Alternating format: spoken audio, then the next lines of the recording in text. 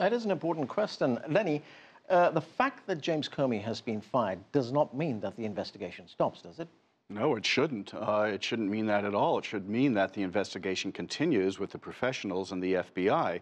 Of course, though, there was some concern last summer that many of the top investigators in the FBI were so hostile to Hillary Clinton that Director Comey said he felt a need to go public with some of this information, particularly at the end of the campaign in October, because he didn't want it leaking out. So already there are concerns about politicization at the FBI, which should be a non-political institution.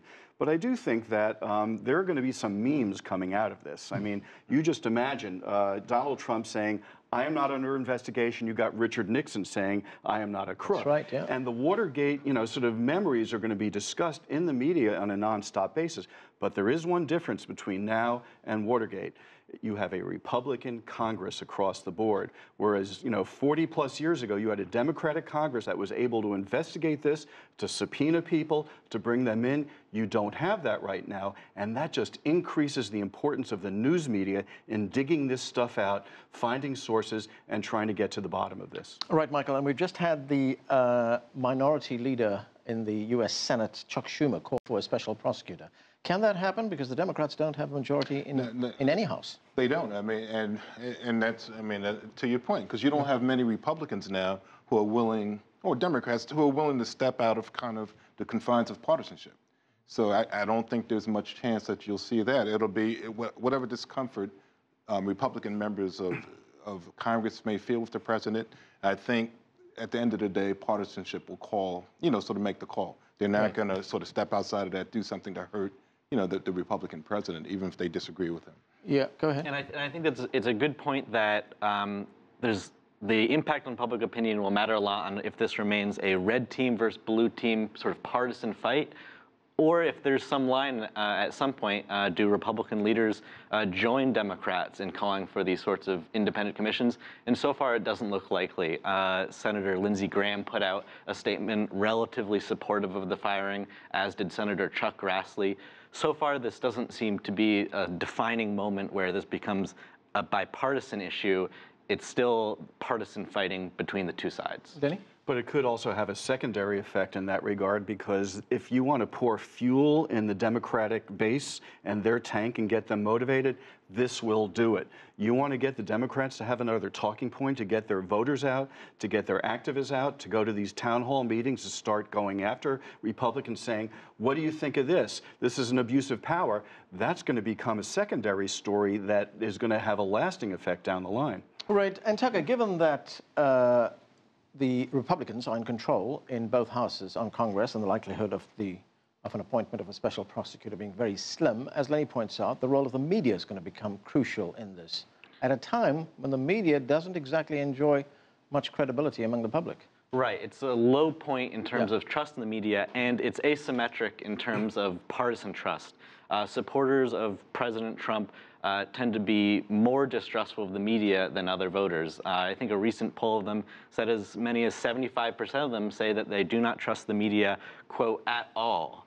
And so again, it comes down to, I think, are there people in the media that they trust and that can sort of bring them along the story, or are there not? And do we need to rely on Republicans to sort of step up to the plate on this?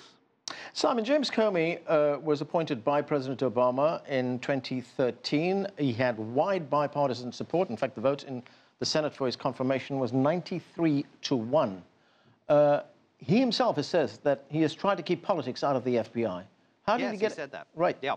How did he get it enmeshed in? This has become totally politicized. Well, he's become a complete political football over the course of the last 12 months or so. And that's why I think it's going to be very, very difficult for Democrats who, for the last several months, have been excoriating James Comey at every turn. Hillary Clinton, once again, a few days ago, insisting that it was James Comey's decision very late in the election campaign, just a few days before last November's presidential election here, his announcement that he was reopening the investigation into her use of a private email server when she was Secretary of State. Democrats were furious about that. They say that he delivered the presidency on a platter to Donald Trump, and that was direct political interference in the election. Very tough for those same Democrats now to turn round and pretend that they suddenly think that James Comey was a paragon of independent virtue who has been unfairly fired by President Trump. There's one other important issue as well, though, Anna, that all of this, the firing of National Security Advisor Michael Flynn, the firing now of James Comey, the ongoing investigations into alleged collusion between the Trump team and the Russians, all of this communicates to the wider world that, frankly, it's amateur hour here in Washington at the moment. The city is going through an experience it hasn't known in recent modern times. And that does communicate to the wider world that the Trump administration is pretty fragile. Yeah, not a pretty picture at all. Lenny? You know, I don't think the Democrats have to come to James Comey's defense. And I think, you know, you're right. They're absolutely not going to do that. There's no reason to.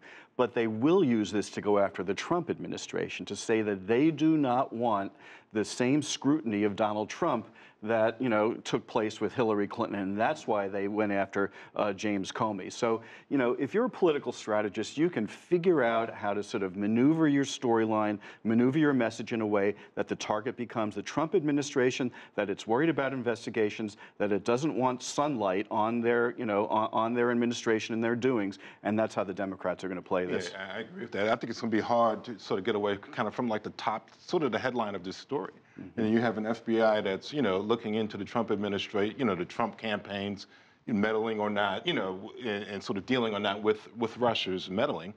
And the FBI director is removed by this president. Now, you know, when you get below that, it gets a lot more complicated. And I think Simon's point is great. I mean, the Democrats have been, you know, going after Comey now for many, many months. So, yeah, but I think the big picture remains the same, but it'll come down to what people believe. I think, like you said, Tucker, I mean, when people read these news reports, do they believe the letter that says that Donald Trump did this because of, you know, Comey's mishandling of the Clinton investigation? And if we're talking about where there's leverage to use public opinion on this, James Comey has very high ratings among the public, especially among independents. And independents also tend to say that they support the idea of an independent investigation or special prosecutor. So I would expect Democrats to focus on that angle following this firing as sort of a popular message to bring to the public. Simon, we don't know when this decision was taken. It could have been taken last week or yesterday or this morning. But do you think the White House did some kind of cost-benefit analysis? And if we announce this firing, if we fire this guy, what are the benefits in this for us? I'm not sure how much this White House gets into the business of cost-benefit analysis of tough, big political decisions before they're made. They're often very visceral inside this White House. We knew earlier in the day that James Comey was in a degree of difficulty. Last week, the White House Press Secretary Sean Spicer had insisted that the president still had full confidence in James Comey.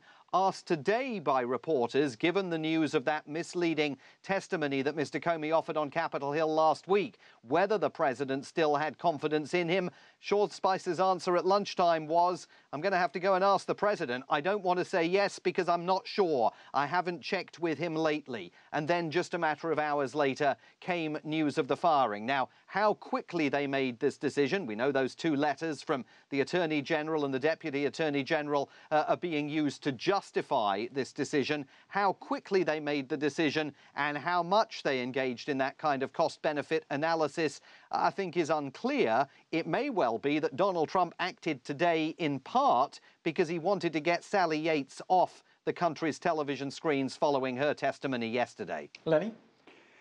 Look, and I think Simon's point earlier about chaos in the White House is important, but it's not just chaos. It's sort of seeing the prism only, seeing through only a partisan prism on everything that's going on.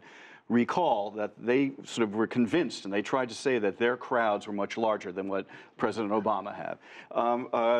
President Trump was saying that Obama wiretapped him. I mean, he is saying things and doing things that are blatantly partisan. He goes out and gives campaign speeches as a president. He hasn't done much to unite the country, to reach out to people on the other side. He calls the Senate Minority Leader, Chuck Schumer, a clown. So it wouldn't be hard for people to interpret all of this and say they are the most partisan administration in recent memory, and that is going to leave them open to a great deal of criticism, media scrutiny, and sort of political activism, pointing the finger at the Trump administration and saying, you are just a bunch of hacks, promoting your policies, promoting your point of view. You have not become the president of all the people.